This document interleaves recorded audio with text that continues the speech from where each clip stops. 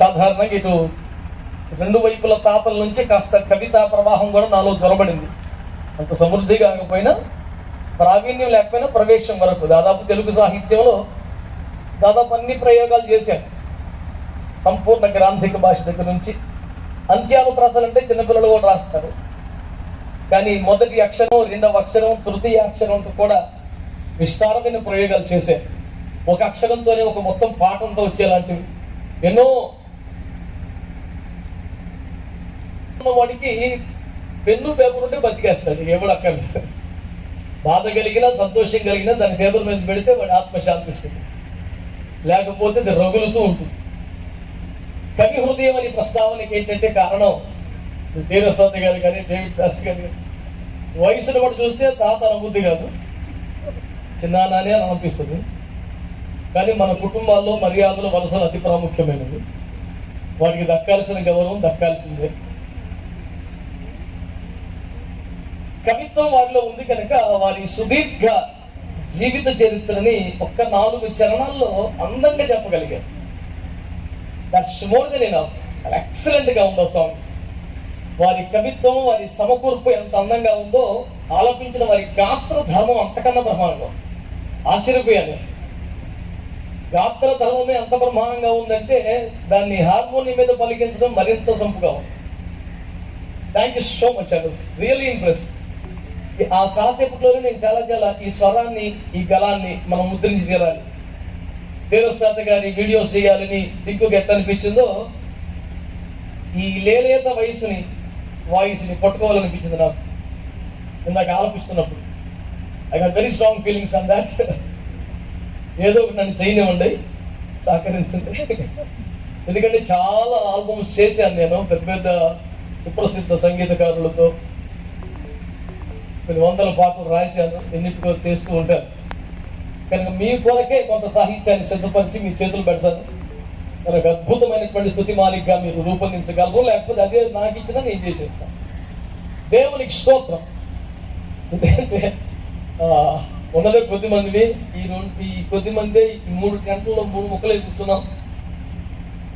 అంటే తెలుగు అంతగా రాని తెలుగు వాళ్ళకి, ఆంగ్లం అంతగా రాని ఆంధ్రుడు, వాక్యం బాగా తెలిసిన భక్తులకి, వాక్యం కొంచెం వెలిగిన సేవకుడు పరిచయం చేయాల్సిన ఒక సంక్లిష్ట చిత్ర వైచిత్రి ఇది. అంచేత కానీ ప్రభు ఉపయోగించిన భాగ్యం, తమ్ముడోళ్ళు చెల్లెమ్మ కోరుకున్నటువంటి సందర్భం, ఈ అవకాశాన్ని దేవుని కొరకు సద్వినియోగం చేసుకున్నాను. ఇలాంటి ధ్యానం కొరకే బైబిల్ ఉంటే తెస్తే చూడండి. మత్తయి సువార్త 25వ అధ్యాయం. మత్తయి సువార్త 25వ అధ్యాయం చదవగలుగుతారా? సాధ్యమా? సంబడి 25:10 మత్తయి సువార్త.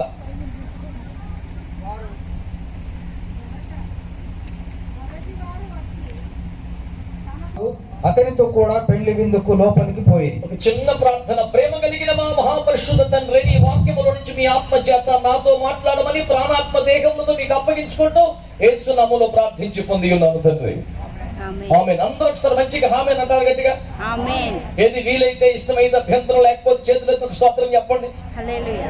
హల్లెలూయా. హల్లెలూయా. మరణ గడియలో కూడా, మరణ సమయంలో కూడా స్తోత్రం చెప్పగలిగిన, స్తుతికేక వేయగలిగిన దమ్మున్నవాడు ఒక క్రైస్తవుడు మాత్రమే. ప్రపంచంలో ఏ మతం గాని, ఏ విశ్వాసం గాని, ఏ గ్రంథం గాని, ఏ ప్రబోధకుడు గాని ఆ పాటి ధైర్యాన్ని నోరిపోసిన వాడు ప్రపంచంలో ఎవడూ లేడు. ఎందుకంటే చావు అని ఒక డెడ్ ఎండ్ దగ్గరికి వస్తే నథింగ్ బియాండ్ అని చెప్పింది ప్రపంచం.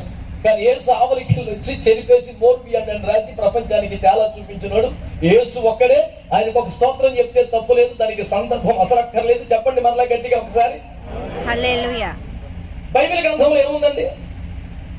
పాడుటకు, నవ్వుటకు, ఆడుటకు, ఏడ్చుటకు, తినుటకు, ప్రతి దానికి సమయం కలదు. సమయం లేనిది, అక్కర్లేనిది ఏంటి చెప్పండి? స్తుతించడం. ఎల్లప్పుడూ స్తుతించమా. ఇప్పుడు కూడా స్తుతించరా అని అనేవాడు బైబిల్ తెలియనోడు. ప్రతి సందర్భానికి ఎల్లప్పుడూ ఈలాగు చేయుట ప్రతి విషయంలో స్తోత్రం చేయటం మీ విషయం దేవుని చిత్తం అని రాశాడు. అందుచేత సమయం, సందర్భం లేకుండా ఎప్పుడు పడితే అప్పుడు, ఎక్కడ పడితే అక్కడ క్రైస్తవుడు అయినందుకే స్తోత్రం చెప్పాల్సిందే మనం.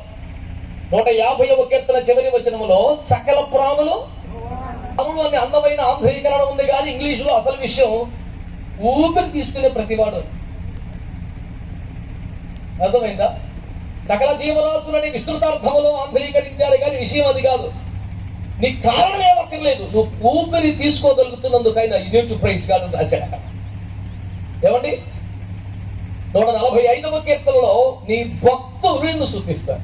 భక్తి ఉంటే చాలు. ఇప్పుడు ఏం జరిగింది కనుక అక్కర్లా, భక్తి ఉంటే స్తోత్రం చెప్పడమే.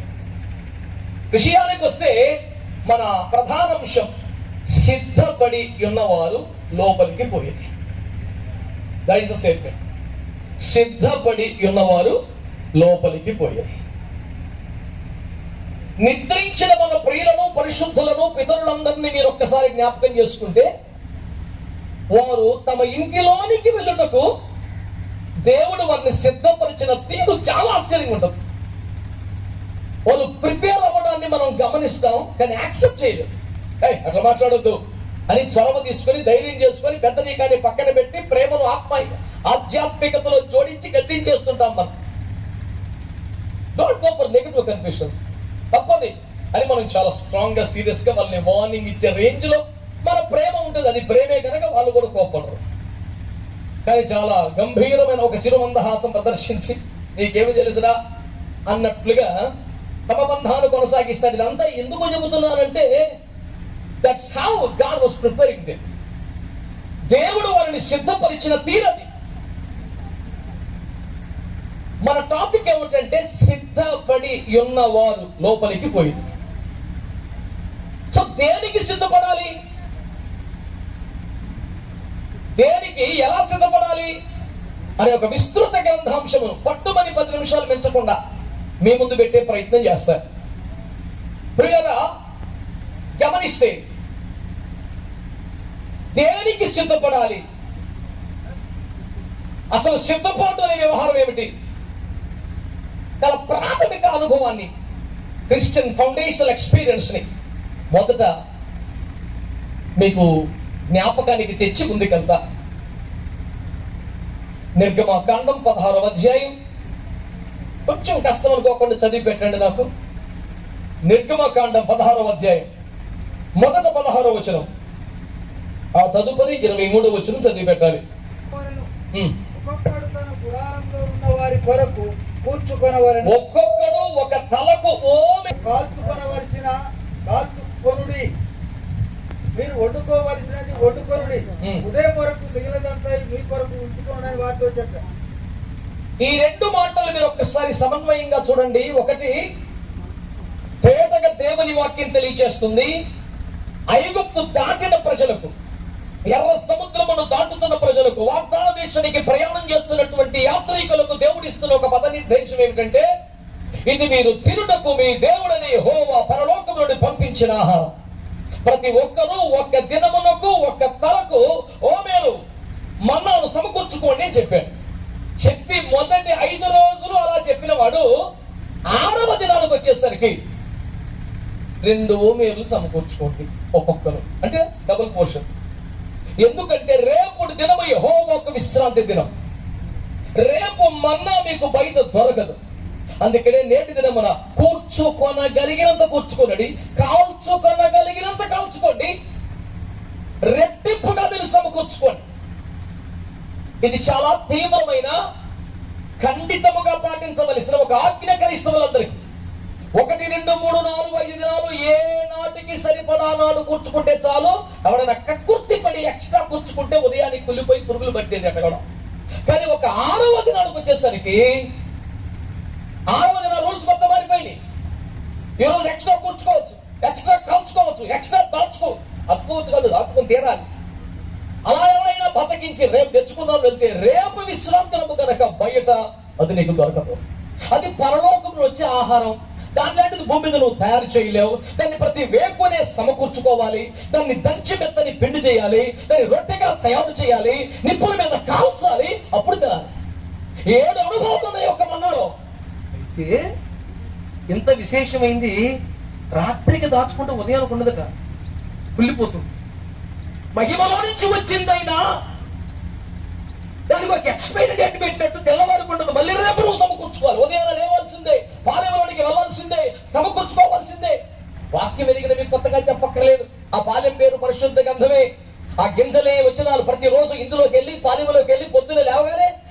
శరీరానికి నీ జీవితానికి ఆత్మకు సరిపడా ఆహారాన్ని సమకూర్చుకొని ప్రార్థనను రోట్లో దంచుకొని దేవుని పరిశుద్ధాత్మ అభిషేకం అని నిప్పుల మీద కాల్చుకుంటే తినడానికి బ్రతకడానికి పనికొచ్చే ఆహారం. ఈ అనుభవాలు ఏమీ లేకపోతే ఒట్టి గింజలు తినలేవు, కోడి మేక వేసినట్టు, పచ్చి రొట్టె తినలేవు, కాల్చుకునే అభిషేకం లేకపోతే. ఇవన్నీ సగటు క్రైస్తవ జీవితంలో ఖచ్చితంగా వచ్చి తీరాల్సిన అనుభవాలు. ఎక్కడో నీకు ఆగిపోయి ఒక్కొక్కరికి అనుభవం ఉంటుందా, నీకు అనుభవం ఉంది, నాకు ఈ అనుభవం ఉందని చెప్పేసి పెడసనంగా మాట్లాడితే వచ్చేదేమీ లేదు. అరణ్యంలో మరణందం. 12 గోత్రాలు నేను రూబేను గోత్రం పెద్దవాడిని. మీ అందరిలాగా నేను మన్నా తిననంటే చస్తాడు. నేను చిన్నోడిని, నేను అప్పుడప్పుడు మారం చేస్తా, తినని బెన్యామిన్ తింటే అడుగుతాను. ఎవడైనా పొద్దున లేవాలి, పాలెంలోకి వెళ్ళాలి, గింజలు తెచ్చుకోవాలి. నెంబర్ 1. ఈ రూల్స్ ఏ రోజుకు ఆ రోజు ఉన్నవి కానీ 6వ దినానికి వచ్చేసరికి సరిపోదు నాన్న, ఇది రేపటికి కూడా ఇవ్వాలి, సమకూర్చుకో. ఎందుకు ఈ రోజున రెట్టింపు పని చేయాలి, రెట్టింపు సమకూర్చుకోవాలి అని అడిగితే దానికి ఇచ్చిన జవాబు ఏంటంటే రేపు విశ్రాంతి దినము బయట దొరకదు. అందుకని ఈ రోజున ఏమన్నారండి, ఇవ్వాలే కూర్చుకోండి, ఇవ్వాలే కాల్చుకోండి, ఇవ్వాలే దాచుకోండి. ఈ రోజున ఏమన్నారండి, సిద్ధపరచు దినము. ఒకసారి అంటారండి ఆ మాట. రేపు ఏమి చేయకూడదు కనుక అన్ని రేపటి కోసం ఇవ్వాలి. అంటే ఐగుప్తును వదిలి వాగ్దాన దేశానికి ప్రయాణం ప్రారంభించిన తొలి దినము నుండి దేవుడు తన ప్రజలకు, ఏ ప్రజలకు, లోకాన్ని విడిచిన ప్రజలకు, మారు మనస్సు పొందిన ప్రజలకు, వాగ్దాన దేశమునికి వెళ్ళాలనే ప్రయత్నం ప్రారంభించిన ప్రజలకు, ఆధ్యాత్మిక ప్రయాణం ఆరంభించిన క్రైస్తవులకు నేర్పుతున్న ఒక మూల పాఠం ఏమిటంటే మనకొక సిద్ధపరచు దినం ఉన్నది. ఉన్న 7 రోజులు ఒక రోజు, a day of preparation. రేపటి కోసం, రాబోతున్న విశ్రాంతి కాలముల కోసం, బయట మన్నా దొరకని కాలము కోసం, వాక్యం కరువు రాబోతున్న కాలం కోసం, ప్రకటించేవారు ఉండని కాలం కోసం క్రైస్తవులు ఏం చేయాలట, ఈ రోజున సిద్ధపడాలి. ఇప్పుడు క్రైస్తవుడికి విశ్రాంతి ఎప్పుడు? అక్కడికి వెళ్ళాకేగా, సంఘం ఎత్తబడ్డాకేగా, మహిమలో ప్రవేశించాకేగా. అనగా సంఘం ఎత్తబడుటకు ముందున్న కాలాన్నే ఏమంటారు, సిద్ధపరిచే కాలం. ఇది సంఘం సిద్ధపడే కాలమే కదా, ఇందులో ఎవరికి అనుమానం, వివాదం అవసరం లేదు కదా. అంటే సృష్టి ఆరంభములో గాని, మన పితరుల దినములో గాని, వాగ్దాన కాలములో గాని ఎలాగున్నను పర్వాలేదు కానీ, ఎట్లున్నా నడిచిపోయింది కానీ, ఈ సిద్ధపరచు కాలములో ఒక వంతు ఆహారము కూర్చుకునేవాడు, ఒక వంతు సిద్ధపడేవాడు నష్టపోతాడు. 2 సిద్ధపాటును మనము కలిగి ఉండాలి. నా మాటలతో అంగీకరించగలిగితే ఆమేన్ అని చెప్పండి ఒకసారి. సరిపోదండి ఇది. విధవ కాలములో, అపూర్వ కాలములో చేసిన భక్తి సరిపోదు. ఇది సిద్ధపరచు దినం, రాకడకు ముందున్న కాలం, ప్రతి రాకడ సూచన నెరవేరిపోతున్న కాలం, నేనో రేపో ఎవరైనా చెప్పేసుకోవాల్సిన కాలం. కరోనా వచ్చిన తర్వాత రాకడ గురించిన సెన్స్ ఇంకెక్కువైపోయింది. దేవుని ఇష్టం. శానిటైజర్లు పుణ్యమని శుద్ధీకరణ ఎక్కువ పెరిగిపోయిన కాలం. వీటన్నిటిని బట్టి నేను దేవుని స్తుతిస్తూ ఒక మాట జ్ఞాపకం చేస్తున్నాను మీకు. మొదటి 5 దినములలో చేసిన భక్తి చేస్తే సరిపోదు. వయసులో నాకంటే పెద్దవాళ్ళు, గొప్ప దైవజనులు, చిన్నవాళ్ళు అందరికీ సమానంగా వర్తించే సూత్రం ఇది. బైబిల్ కంటే, వాగ్దేవుని కంటే, ఆత్మదేవుని కంటే పెద్దవాళ్ళు ఎవరు లేరని ఒప్పుకోవాలి.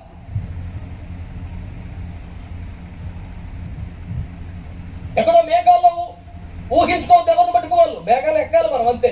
ఇక్కడే ఉన్నాం. ఇంకా ఆల్రెడీ మనం గడిచి గడ్డకెక్కిన బాబతులు, నేను కాబట్టి ఎవరు పోతాడు పరలోకం, వేస్తూ పక్కన కుడివైపు కుర్చీ నాదే, ఎన్నడో కలిసి వేశాను, ఇలాంటి పిచ్చి మాటలు మరిగినావు.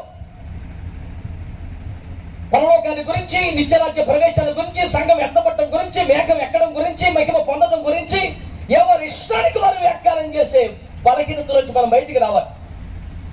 జాలీగా ఆడుకునే కాలం, ఎంజాయ్ చేసిన కాలం, ఆశీర్వాదాల్లో ప్రవహించిన కాలం.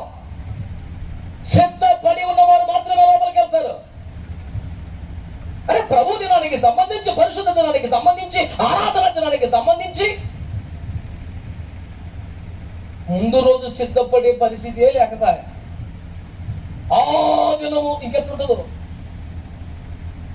మనకి. ఆ ప్రభు దినము అద్భుతమైన పాశ్చాత్య పోకడ దృష్ట్యా ఆదివారము అంటే మొదటి దినము అనేదల్లా ఏమైపోయింది మనకి? వీకెండ్ వచ్చింది. అసలు ఫస్ట్ డే అన్న ఫీలింగ్ ఎన్నో పోయింది లేండి.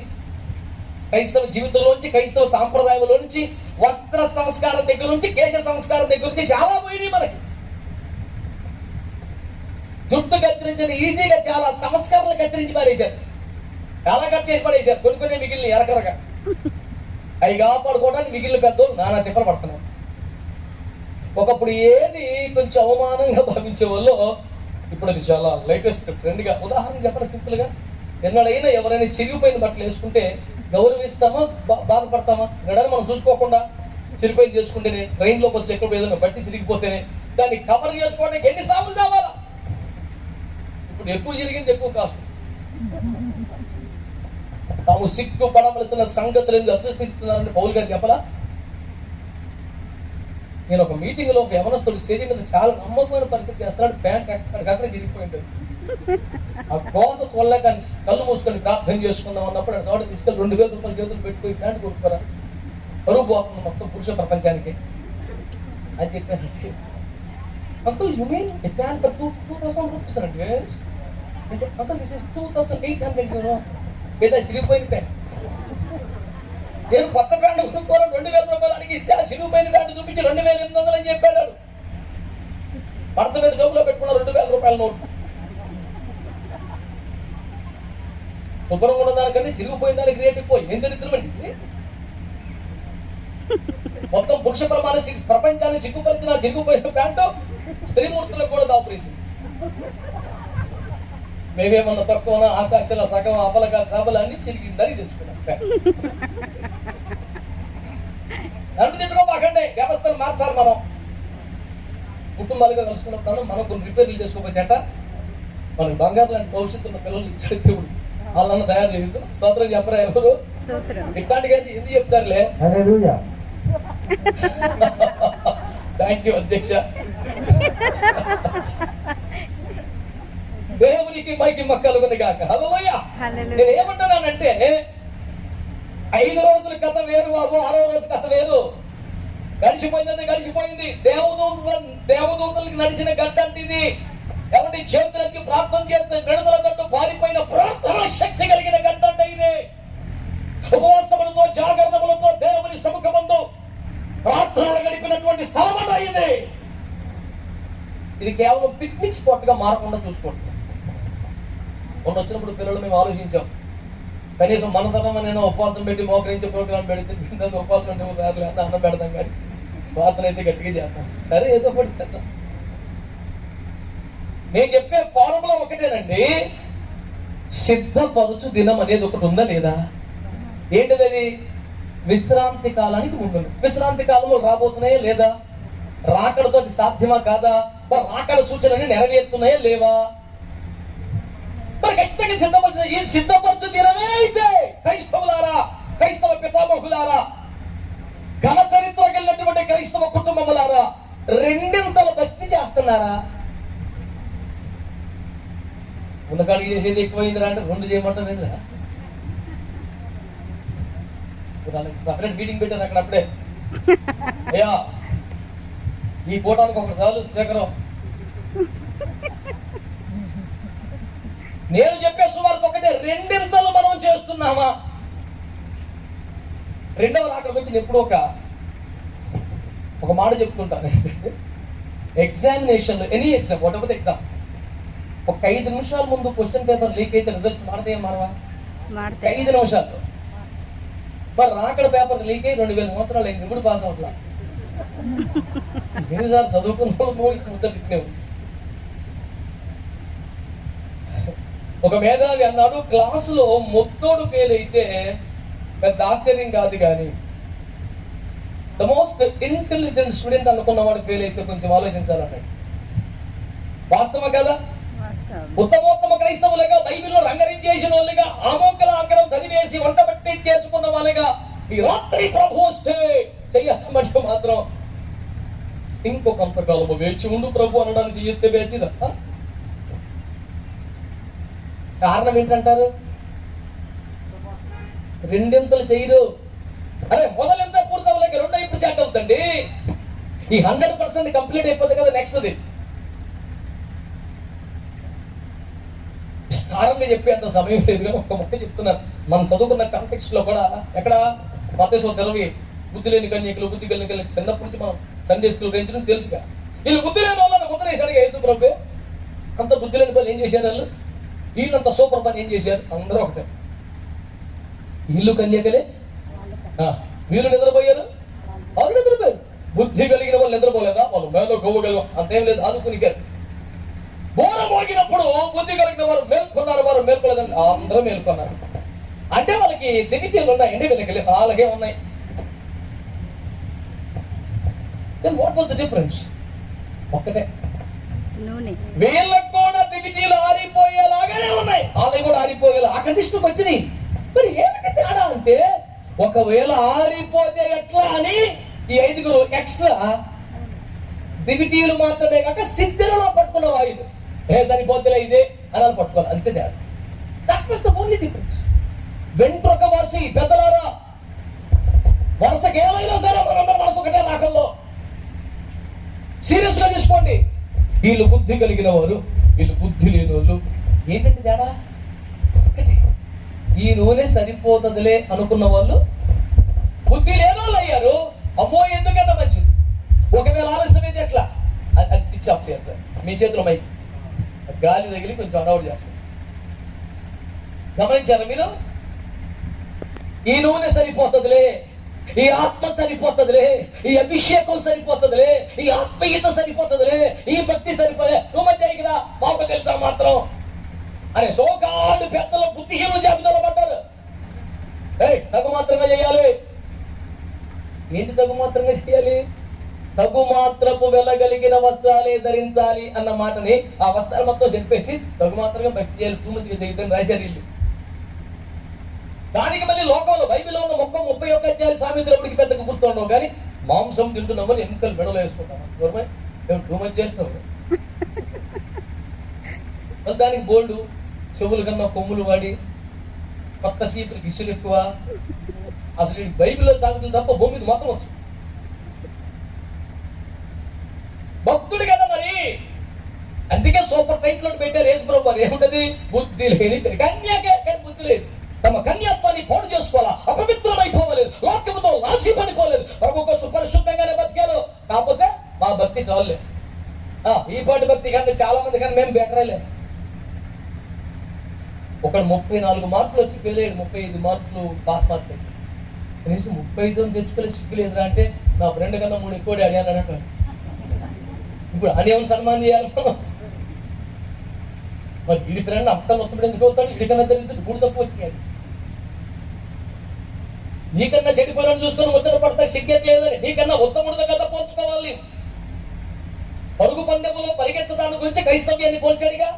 భక్తి అంటే పరుగు పందెం లాంటిది. ఎవడు చూడాలి పరిగెత్తేవాడు? నీకన్నా బలహీనుడు ఆగాలను చూసుకుంటూ పరిగెడతావు. బుద్ధి ఉంది అసలు?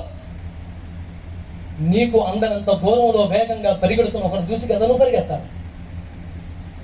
అసలు ఆ పరిచయం అందుకే చెప్తున్నాడు, ఏమి చేయలేకపోతున్న సొంకరిగా ఒకడు చూసి వీడికన్నా బెటరు, వీడికన్నా బెటరు. యేసులో అన్నాడు నీకన్నా వాడు ఇప్పుడు బెటర్ అన్నాడు. నేను చెప్పే సందేశం ఒకటే సార్, ఈ నూనె సరిపోదు ఎందుకన్నా మంచిదని ఎక్స్ట్రా ఆయిల్ పట్టుకున్నవాడు బచాయించాడు, లేకపోయాడంతే.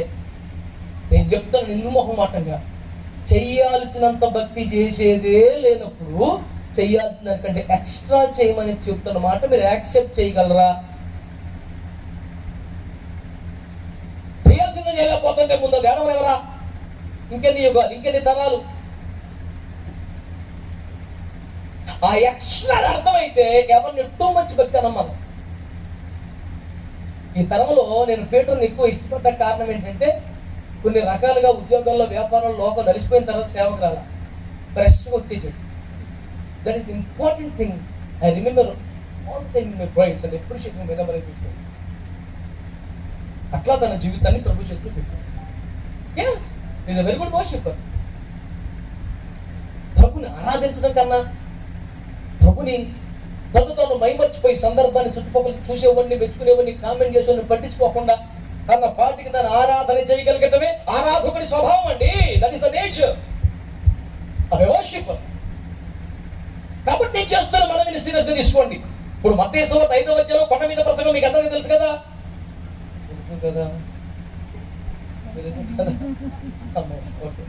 ఆ కొండ మీది ప్రసంగంలో యేసు ప్రభువు వారు చెప్పింది ఏమిటంటే, ఎవడైనా మిమ్మల్ని మైలు దూరం రమ్మంటే 2 మైళ్ళు మాట్లాడరే. 2 అది మైళ్ళు కేవలం మాంసం కూడా వడ్డించినప్పుడు మాత్రమే అప్లై చేస్తే మన కుటుంబాలు. కాదండి వేసుకోరా తిను. ఈ అద్భుతం వచ్చిన అక్కడ తప్ప ఇంకెక్కడ చెట్టవలేదా మహాభక్తులారా? చాలే తినాలే మంచిగా.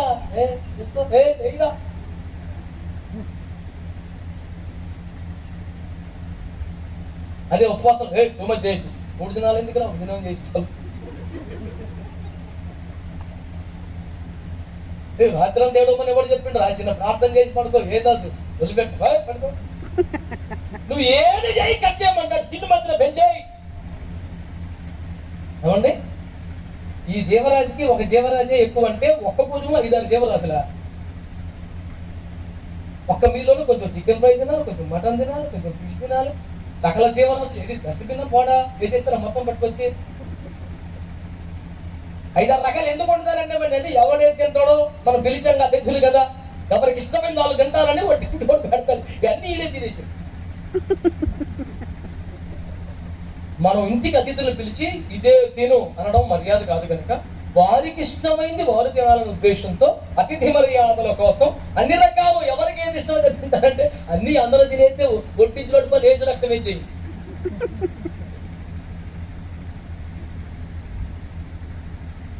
సిద్ధపోవటం ఏంటి సార్? రెట్టింపు భక్తి చేయాలి. మన ప్రార్థన, మన వాక్య ధ్యానం, వాక్య పఠనం, మన భక్తి, మన ఉపవాసం, మన సమర్పణ, మన ప్రతిష్ట, మన అభిషేకం అన్ని రెండింతలు అవ్వాలి.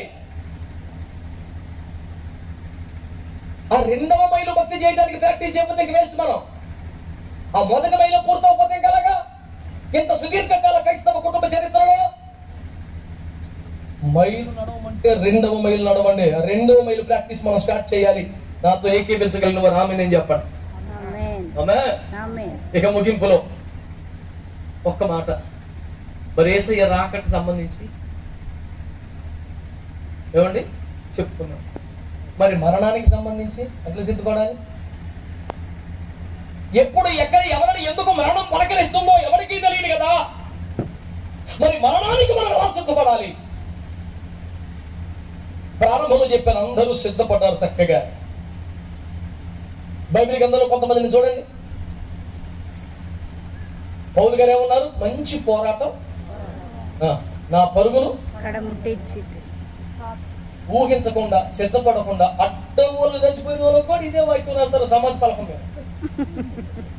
He was not at all prepared for anything. కానీ మంచి పోరాటము. ఆ మాట రాయడానికి ఇది పోరాటం చేసి రాయటమే ఏం లేదా. I'm so sorry. నేను ఏమంటున్నానంటే మరణానికి ఎంత అద్భుతంగా ప్రిపేర్ పౌలు గారు. ఫిలిప్పీ 1లో ఏమన్నాడు? వెళ్ళిపోవాలనిపిస్తుంది నాకు, కానీ వెళ్ళిపోతేనే నాకు మంచిది, కానీ నిలిచి ఉన్నట సంగమా మీకు మంచిది. వెళ్ళిపోతే నా ఒక్కరికే మంచిది, నిలిచి ఉంటే కొంతకాలం మీకు మంచిది. కాబట్టి నా మేలు కోసం ట్రై చేయనా, మీ మేలు కోసం ఆగనా, ఈ రెండింటిలో ఎక్కువ పడిపోయినాను, ఫోన్లో కొంతకాలం ఉంటానులే అని ఉన్నాడు. ఉండి పని కంప్లీట్ చేసి ఇప్పుడు నా పరుగులు కంప్లీట్ చేశాను. దీనికోసం ఒక పోరాటం నేను విశ్వాసాన్ని కాపాడుకున్నాను. ఎప్పుడు ఎందుకు ఎలా పిలుపు వచ్చిన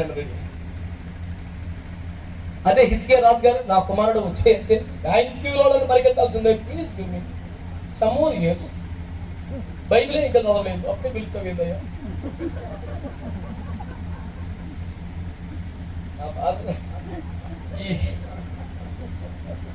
ఏదో అప్పుడప్పుడు రాసుకుంటా ఉంటాను దీని మీద, ఏమనుకోకండి, వినండి కొంచెం. బైబిల్ బొత్తిగా చదువని వాడు, జ్ఞాన సాహిత్యం ఎంత చదివినా, బాగా చదివిన వాడైనా పశుప్రాయుడే. అవునా కాదా? సామెతలు 31 ప్రకారం. ఓకేనా? సకల విద్య ప్రవీణుడైనా రోదన విద్య ఎరగకపోయినా కేవలం పామరుడే కదా. ఏమండి? రోదన విద్య నిరుగుడి అన్న వాక్య ప్రకారం జనుల బాధల వెనుకలు స్వీకరించి పరిష్కరించి జనం మెచ్చిన అధికారి అయిన ప్రభుతో ప్రార్థనలో సహవసించని ఎడల తడు శ్రేష్ఠ ఆధిక్యతను కోల్పోయిన వాడే. అందుచేత నీవైనా నేనైనా ఈ ఆధిక్యతలను పొంది ఇహపర ఘనతలను పొందుదుముగాక అంటూ ఓ సందర్భానికి రాశాను. నేను ఎందుకు ఈ మాటలు చెప్తున్నానంటే,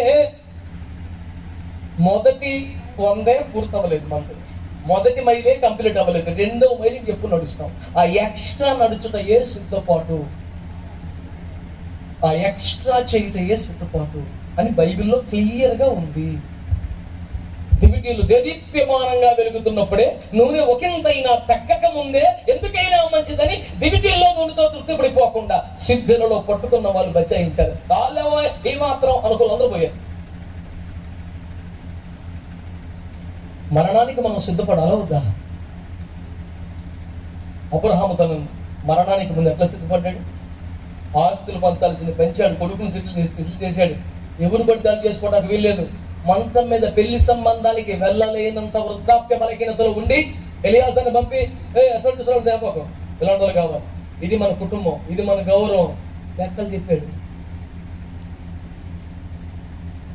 ఈ కెచూరా బ్యాచ్ని మొత్తం ఇంకో దగ్గర పంపించేశాడు. కొడుకు తిప్ప లేకుండా చేశాడు. తాను చనిపోయాక పిల్లలు కొట్టుకునే దరిద్రం రాకుండా అన్ని సెటిల్ చేసాక వెళ్ళిపోయాడు. అది చదువుకోడు. ఏ తల్లిదండ్రులకైనా మా డాడీ కూడా సేమ్. మా ముగ్గురికి 18 నిండగానే రే ఈ పొలం నీదిరా, ఈ ముక్క నీదిరా, ఈ భూమి నీదిరా, ఈ కొంపలు ఇప్పుడు ఎందుకు డాడీ మాకని. ఎప్పుడు ఎవరికి పిలుపు వస్తుందో నాకు తెలియదు. ఇప్పుడు దాకా మీకు అర్హత రాలేదు, మేజర్ రావలేదు, ఇప్పుడు వచ్చింది కనుక నేను చెప్తున్నాను. రాసి పడేసాను చూసుకోండి. అది జరిగిన చాలా కాలానికి వెళ్ళిపోయితే ఉంది ఇక్కడికి ఆయన, సంవత్సరాల తర్వాత. కానీ ముందే తల్లిదండ్రులు ఎట్లుండాలి తెలిసిన, మేము నిష్క్రమించిన తర్వాత మా పిల్లలకి చిన్న తలకాయ నొప్పి రాకూడదు. అది సిద్ధపాటు, అది సిద్ధపాటు.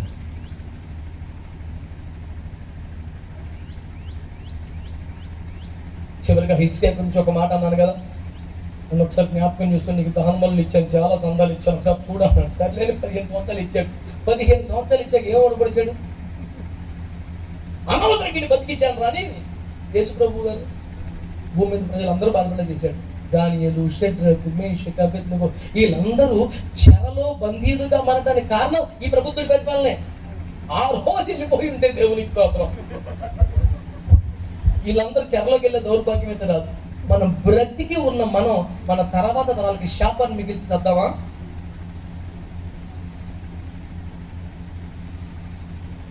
హెరిడిటీసా, హెరిటేజా? ఏదో వదిలిపెడదాం భక్తులకి?